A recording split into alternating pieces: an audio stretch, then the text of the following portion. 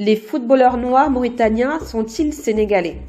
Beaucoup de personnes sont surpris de voir des noirs avec des noms à consonance noire sahélienne tels que Ba, Djaï, Keita dans l'équipe mauritanienne de football et pensent que ces joueurs sont d'origine sénégalaise ou malienne.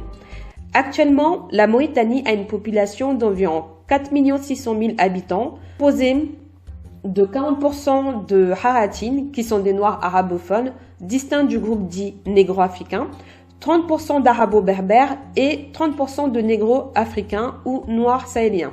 Ces noirs sahéliens sont principalement des halpoulars, des soninké et des wolofs. Regardons où est située la Mauritanie géographiquement. Elle se retrouve en plein Sahara avec une partie sahélienne au sud. C'est en effet un pays constitué à 90% de désert.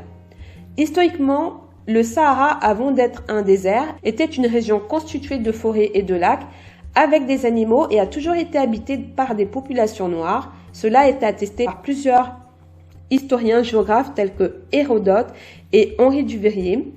Les Berbères sahariens y ont également une présence très ancienne. D'après Malika Rachid, ces peuples du Sahara formeraient une partie des ancêtres des Berbères sahariens, des Soudano-sahéliens ainsi que d'autres Africains comme les Nilotiques et constituent une civilisation néolithique du Sahara liée à celle des proto-berbères. Bien que le Sahara soit devenu le désert que l'on connaît aujourd'hui, cet espace a toujours été un lieu de vie et d'échange où plusieurs cités, royaumes et empires y ont pris naissance et la Mauritanie illustre bien ce schéma. Pour citer quelques exemples, il y a les cités fortifiées du Dartichit qui ont été fondées par des peuples d'agriculteurs liés à la culture du mil, dont on fait les ancêtres des Soninké actuels.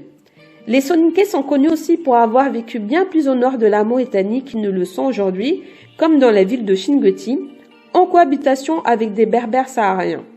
Un dialecte soninké mélangé de berbères va naître de cette cohabitation. L'Azer, appelé aussi l'Azérie, qui existait jusqu'au XXe siècle. Le territoire mauritanien était parcouru par des grands nomades que sont les Peuls, qui nomadisaient bien plus au nord vers le Maroc et l'Algérie. On peut voir à travers les peintures rupestres du Sahara des pasteurs bovidiens, ancêtres des Peuls.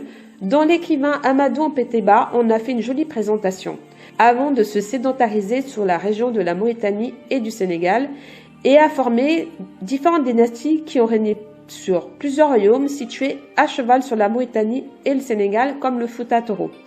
Il y a également les Wolofs, qui seraient possiblement, avec d'autres peuples sahéliens, descendants des Bafours, qui est un ancien peuple ayant habité en Mauritanie et qui ont combattu les Almoravides. Les Wolofs ont fondé plusieurs royaumes, dont le royaume du Waalo, situé à cheval sur la Mauritanie et le Sénégal.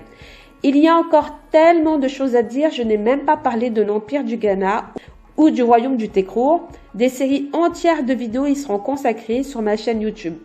Alors, les Noirs mauritaniens sont-ils sénégalais ou maliens? La réponse est non, ils sont bien des authentiques mauritaniens. Félicitations à l'équipe de Mauritanie pour sa première qualification en 8e de finale de la CAN 2024. Bravo aux autres équipes.